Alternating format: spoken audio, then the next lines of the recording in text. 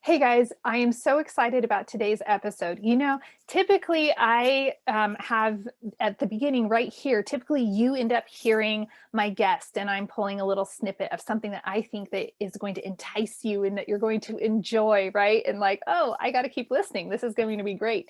Guess what? Today's episode is going to completely rock your world in a way that I can't even describe it. I just got done recording this episode with Mike, and the transparency, the honesty, the forthrightness, it is over the top. It is exceptional. When we got done recording, he said, "Wow, that was like the best podcast episode ever." And so, what I want you to know is that Mike has a background in real estate in this amazing pedigree and success story.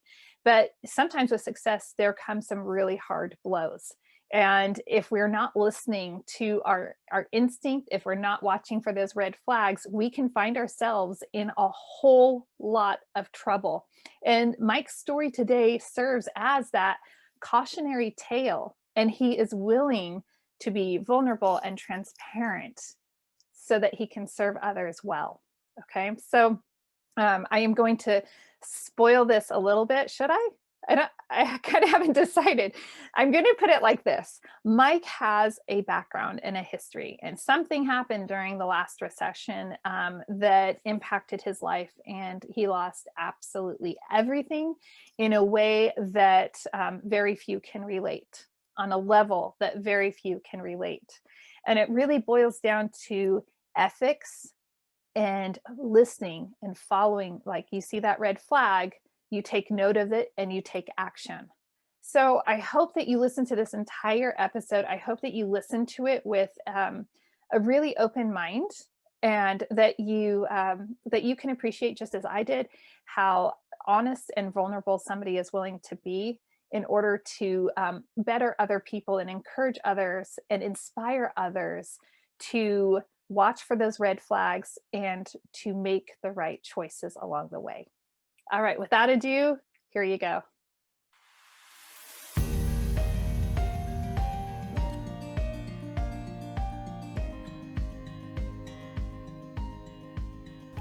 Welcome to the Ask Me How I Know show.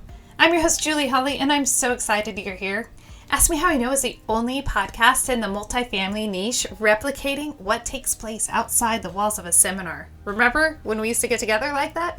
This is like the lobby where honest, unscripted conversations take place and transformation happens. We'll talk about practical problem solving in the multifamily niche, as well as overcoming mental roadblocks. This episode is brought to you by 3 Keys Investments. 3 Keys Investments is dedicated to helping people like you, you, enter the multifamily investment space to build passive income and legacy wealth. If you haven't already subscribed and reviewed Ask Me How I Know, I'd be honored if you did. Thanks so much for joining me today, and now for our featured guest.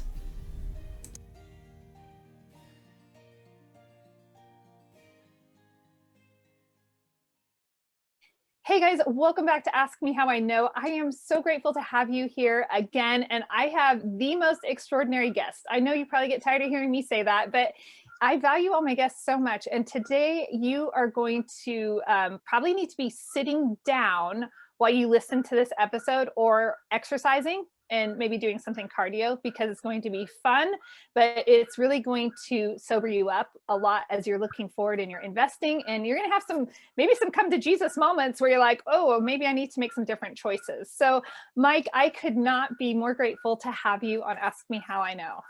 Thanks, Julie. I appreciate it. I'm looking forward to being here. Yeah. Before we jump into everything, I do have to brag that Mike sent me this really fantastic book. He wrote this book. It is called Exit Plan. And Mike, I didn't tell you this before we started recording, although we were always recording, right? But what I've loved about this book is that every single part of this book goes back to start with the end in mind. And so many people, they say that, oh, start with the end in mind, but they don't show you how to accomplish that. And all of your examples and everything points to how is this going to serve you at the end? What's going to happen at the end? It is unlike any other, I'm not kidding you. I have behind my green screen, there's like stacks of books over there. I have a bunch of books, you know, in the multifamily niche, and they are wonderful and they are great resources. But I've been telling people, no joke, I've been telling my teammates and everything about your book. I said, you have to read this. One of them went and, you know, picked it up. So I'll let you tell everyone, how can they get your book? Yeah. So anybody can go download my book, and they just go to my website at mycoreintentions.com /exit plan, and you get a free download. So I really believe, you know, the book is Exit Plan, your complete guide to multifamily investing and why you need an exit plan before you buy. And Julie, the point behind that is that I've spent hundreds of thousands of dollars over the years on coaching and training and seminars and books and tapes. And I'm an education junkie. I never went to college, but I have absorbed, I read 1,000 books to learn how to build a business and what to do and strategies that, you know, like when you read a biography about Colin Powell or Steve Jobs, or, you know, it just gives you that inspiration, right? But nobody teaches you how to get out of a deal. Everybody teaches you how to get in. And that was my whole philosophy. You know, Stephen Covey said that start with the end in mind. And that was always kind of been my, what I thought about, you know. I have a quick story about this. So I get off an airplane one morning in Nashville, and I'm going to drive down I-65 to Huntsville. We own a few units. I love Huntsville. Yeah, in Huntsville, and the drive going down 65. It's early in the morning. It's kind of foggy. You're going through horse country, over the hills, and horses running around. Really beautiful. But I have this thought. I say, geez, how much money do we actually earn after all the smoke clears from all the bills being paid every door? So I get on the phone and I call my partner at the time, and I said, hey, how much do we earn after all the bills are paid, the management fees, the expenses, the income comes in with all the vacancies, everything? He says, let me call you back. Calls me back in about a half hour. He says, $9.95 per door. I thought, and at this point, I think we owned about 2,800 units. Maybe, yeah, probably about 2,800 units. And I said, so I took my drive and I'm on the calculator, and he says, I said, 10,000 units, that's the number. And that's what we shot for. So, you know, thinking about the end in mind, where do you want to be? How do you want to get there? So I'm going to let the listeners do the math on the $9.95 and the 10,000 units. So. You know, they didn't know that they were going to get a math lesson. I'm Right. going to go straight into things, Mike, because as you know, you and I were speaking beforehand, and then I'm thinking about the book Exit Plan. I feel like there's this direct correlation to the title of your book and really like a intense focus on the exit, even though you already had that in mind.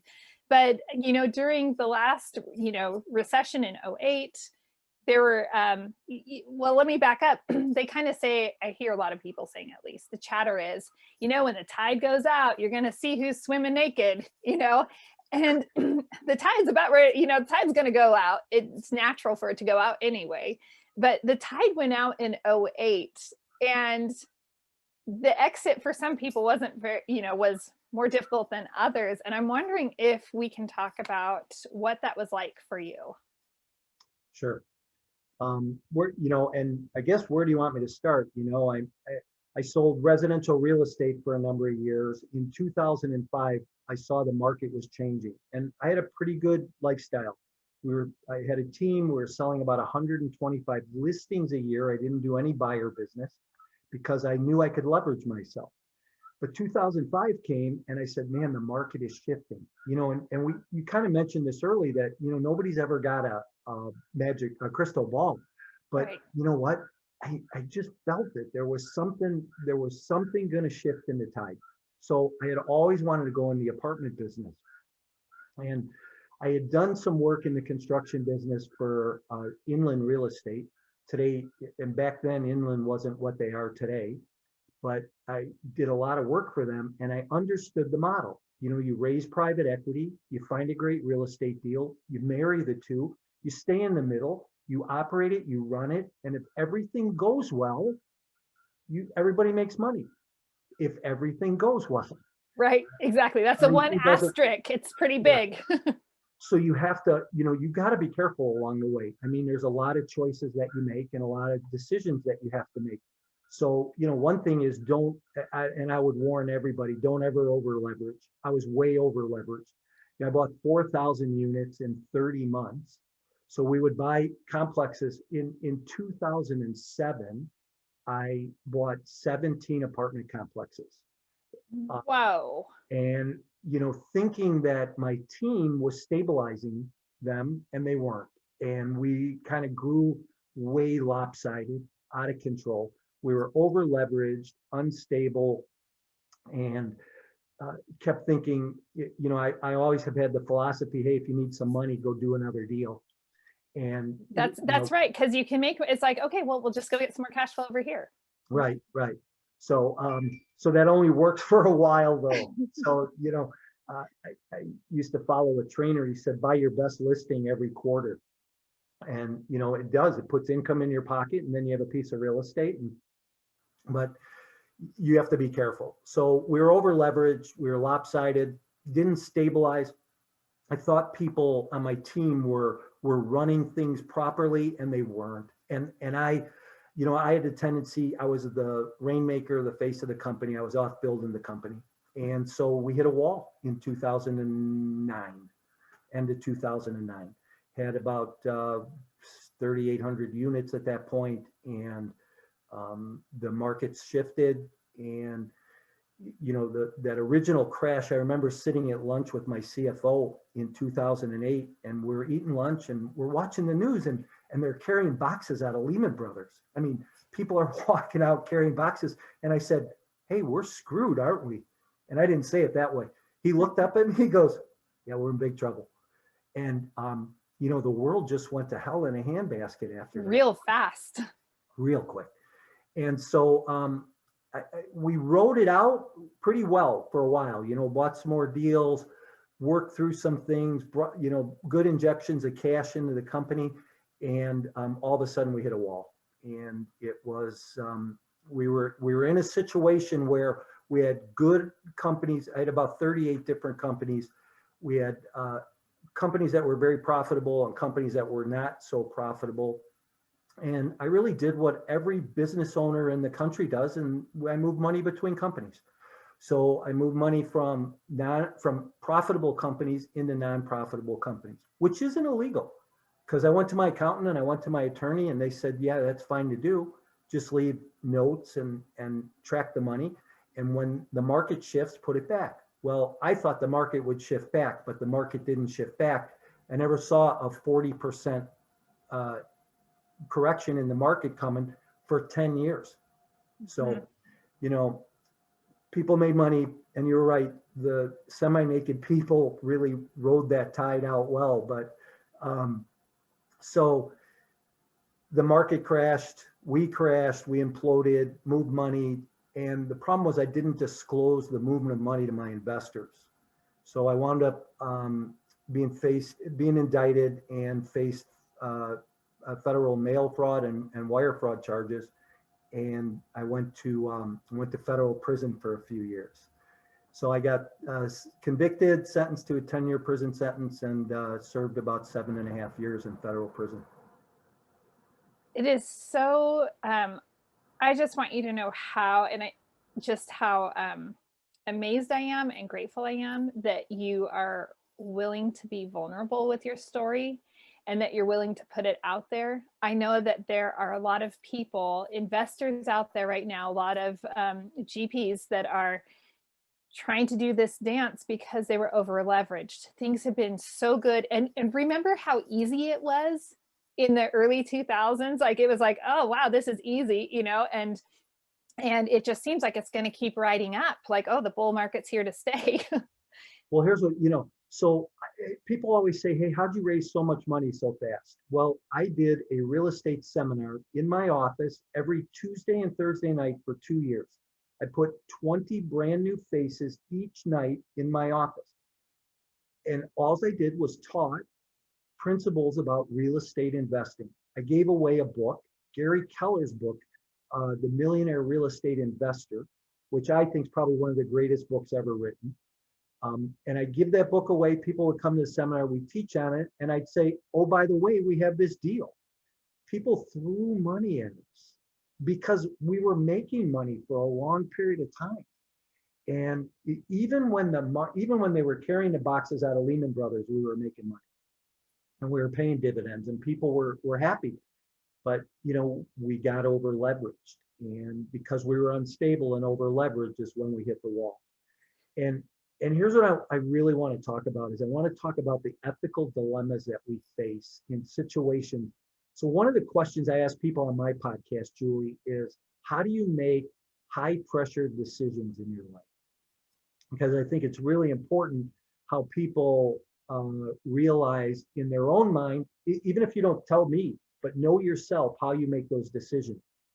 Because I don't know that I really knew how, because I didn't think that and I remember I built this company to this point where we were profitable and doing really well.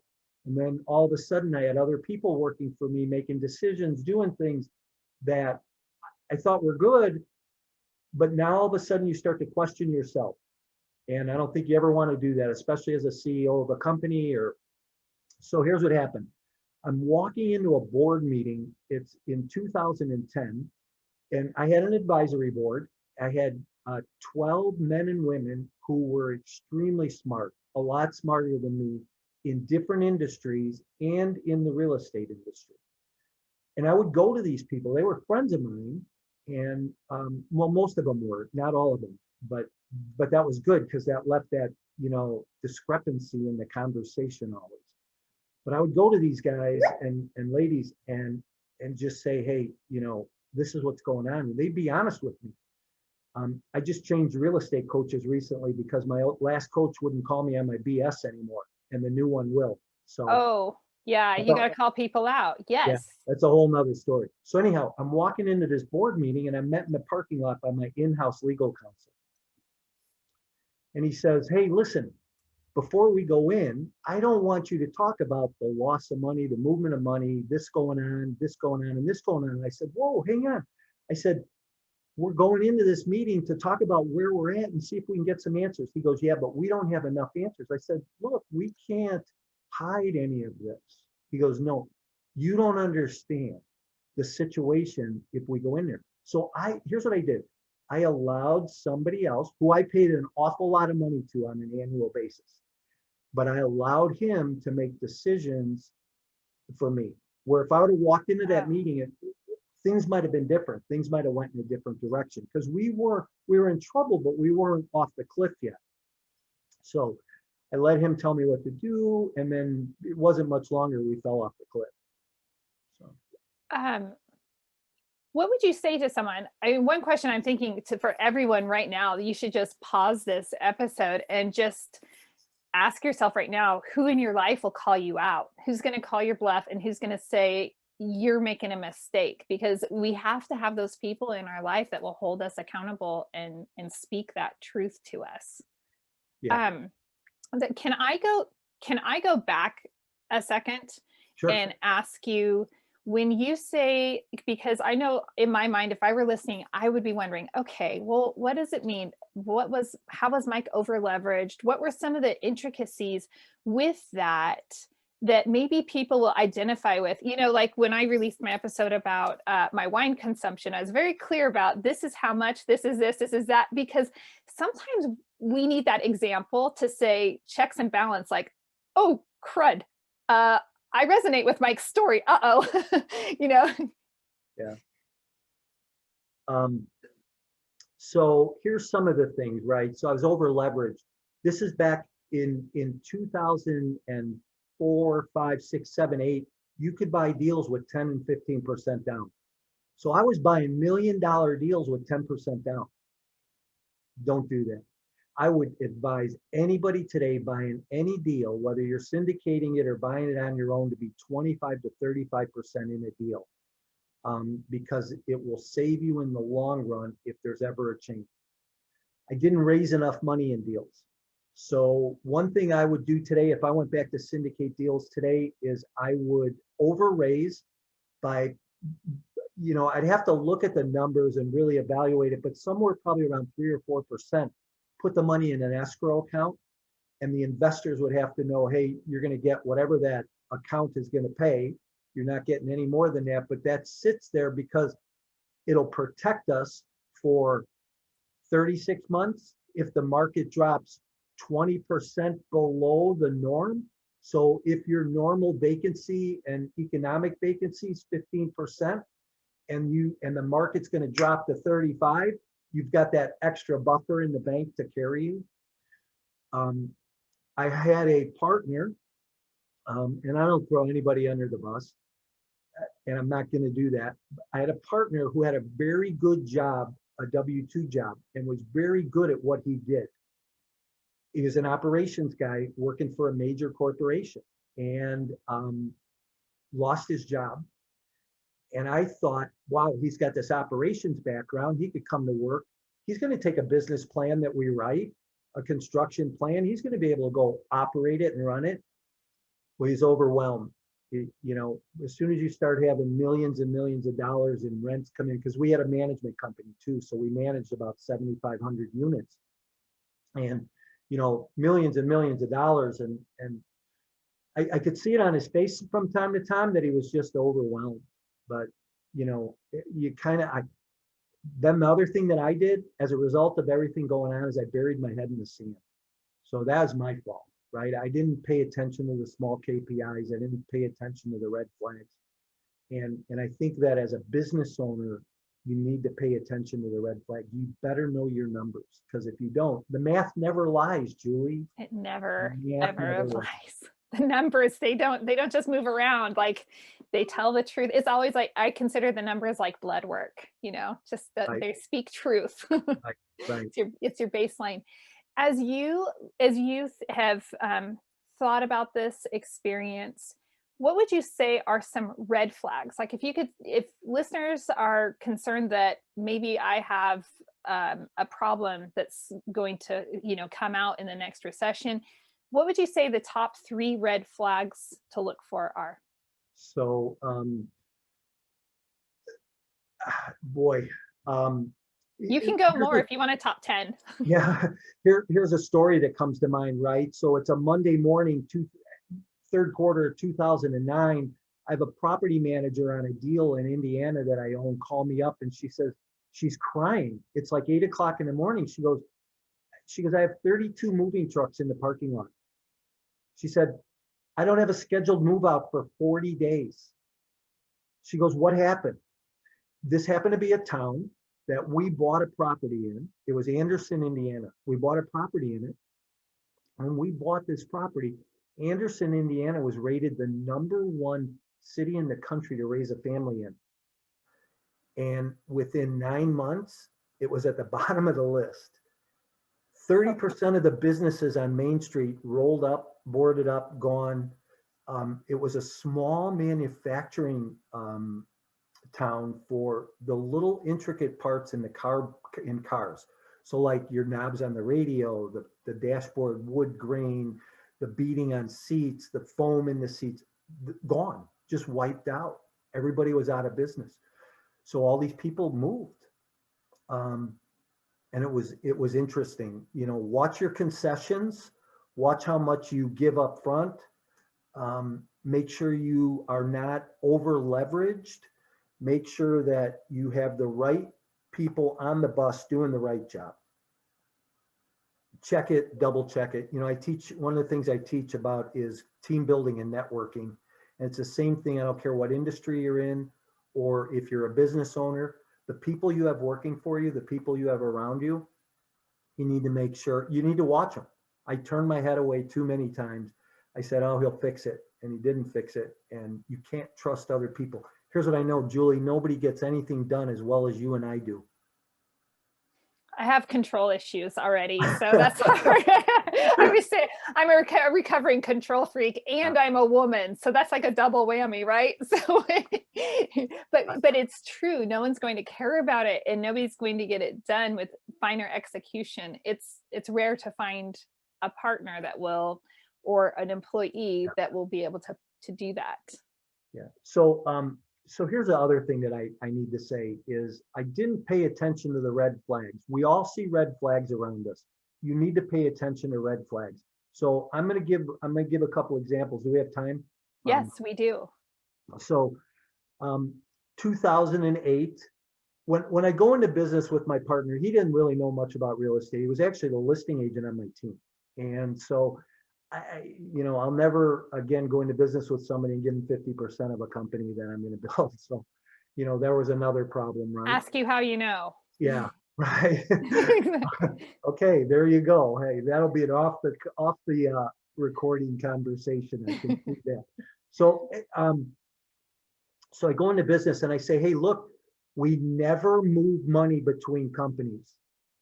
I don't care what happens. You never take money from an escrow account or put it in a business account. Oh, wow. Yeah, no problem. I understand that. 2008, I'm sitting in Cincinnati in a closing in a title company trying to close a deal. It's a Wednesday afternoon. It's about 4 o'clock in the afternoon, and the money's not coming. So I finally get my partner on the phone. And I said, "Hey, what's going on?" He said, "Man, I don't know how to tell you this. When your partner tells you that, you go, oh God." So I find out he moved $500,000 from an escrow account into the operating account. He said, look, I thought I could have the money back. He goes, we had money coming in and I thought I could have it back. I don't have it back. I said, okay, let me dry close this thing. I'll get out of here. I'm going to kill you when I come back to Chicago. And so we had a little beef on the phone. And so I dry close and say, hey, I'll have it funded by Tuesday. So I go back to the office and I wind up raising money and we fund it on Tuesday and was fine. Well, sort of fine, but it turned out to be one of the better running properties that I owned. But here's what happened. On Friday night that week, I go to dinner with my partner, his wife, my wife. And we're at dinner. And now, big mistake I've always made in my life, and I'll never do this again, but I never talked to my wife about business. I told her, yeah, hey, we closed the deal. I raised some more money, new investors. Never talked to my wife about business. That whole, she likes security and, well, listen, you're partners and you need to talk to your spouse. So we're coming home from dinner and she goes, hey, I don't trust him, my partner. So as a good husband, here's what I do. Hey, honey, I've got this. Don't worry about it. It's going to be fine. Well, she trusts me. And, so it goes away. Red flag. Should have listened to my wife. Should have talked to my wife. Boy, that She didn't know what happened. She didn't know what happened Wednesday. He moved that money. We couldn't close the deal. I had to overraise. She didn't know any of that. And I'm thinking to myself, God, how does she know? The following week, I'm out to lunch with my attorney, and we had 4 or 5 different attorneys, one who worked in-house for us and then a couple on the outside. He says to me, he goes, I don't like that partner of yours. He goes, whoa. And I look at him and I go, why? He goes, he's just not right. And you don't need him and you could do a lot better without him. And I thought, so what's on the left side of my brain, I'm hearing my wife say, are you kidding me? Why do I not trust this guy? And on the right side of my brain, my attorney's going, hey, so, we have to pay attention to the red flags in our life. I had an analyst that worked for me and I really liked a deal one time and she didn't like it. And she beat me up for 6 weeks. She pulled me. This woman was so good. She'd bring me in a boardroom, close the door, run a PowerPoint, and tell me why she liked this deal so much and why I should buy it and what was not good about it. So figure that conversation out, right? Wow. So she was really good, and but she hated this deal. And I was in love with it. So that's the other thing I tell people is don't become emotionally involved. As soon as you become emotionally involved in a deal, it's like being in a bad marriage. It's hard to get out. So those are so powerful and really important.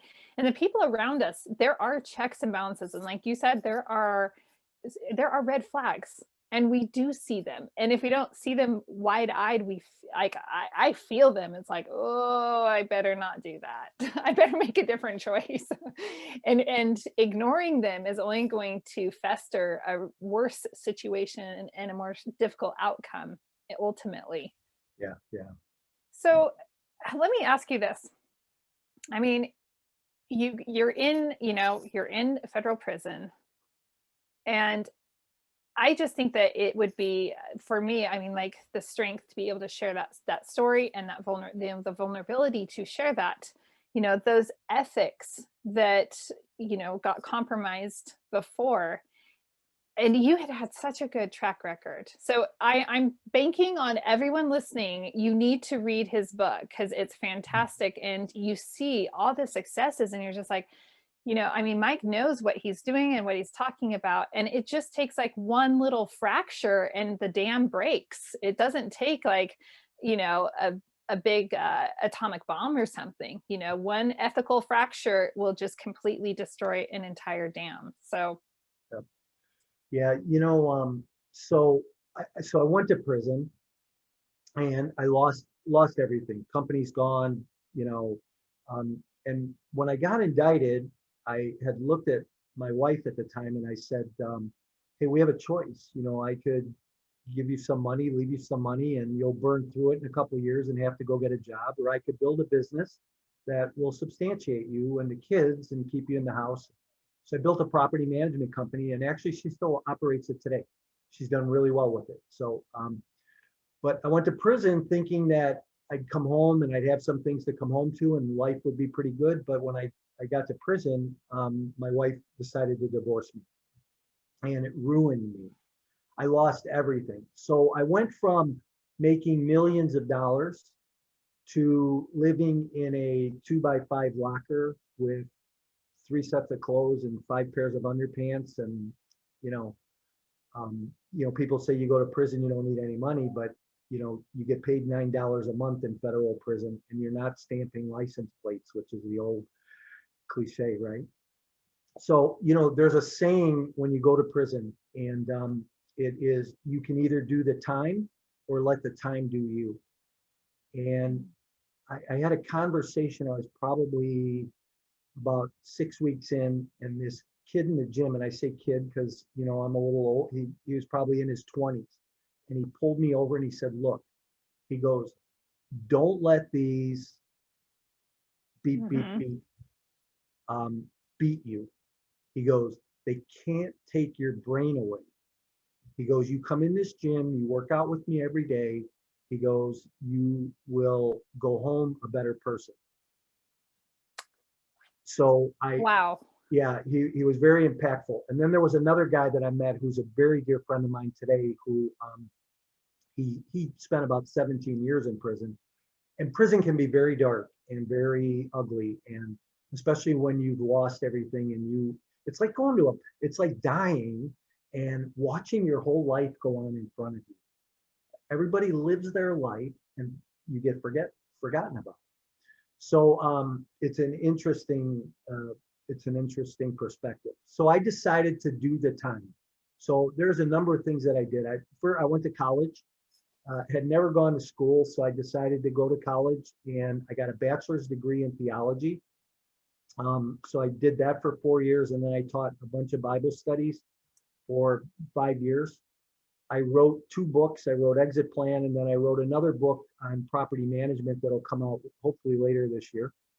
I wrote 2 home study courses, and Julie, I kid you not, I probably had a stack of material about 4 feet high that I wrote that I keep putting out. So I taught real estate for 4 years. I taught how to invest. I taught real estate basic principles. I taught multifamily, and I taught property management classes. I wrote an ethics course and taught an ethics course for 4 years. What an irony, right? Right. Federal prison, you teach an ethics course, but it was written in the prison book, education book of one of those courses. And I was on an outreach program. I went into the community 40 times and told my story to small business owners and college students.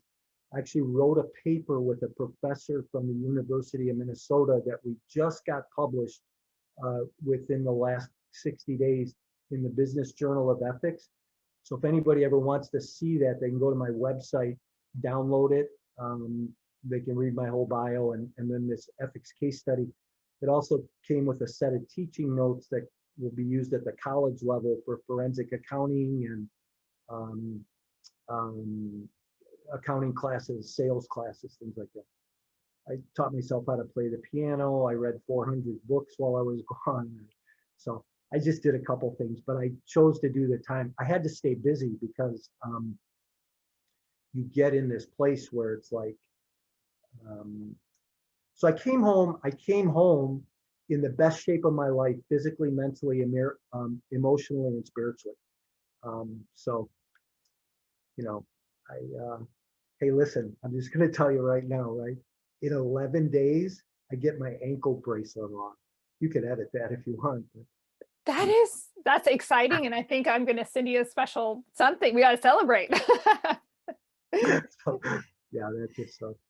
But those things stay with you. And like you're saying, like, hey, and I have an ankle bracelet and I had like your past can follow you. And I'm so inspired by how some people will let their past haunt them.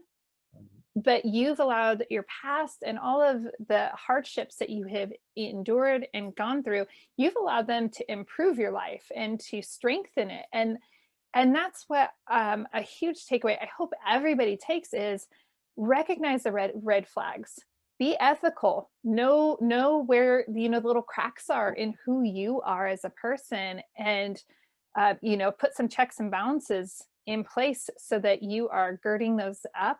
And we all have a choice on how we handle things. Yeah, for sure. And here's one of the things I keep thinking about that story, meeting my attorney in the parking lot and walking into that board of directors meeting.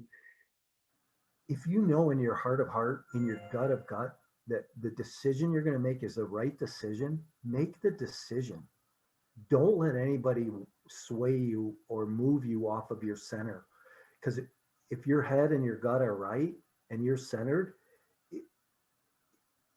that's the toughest place to make those tough decisions, So if you know you're right, go with the decision. Don't let people sway you.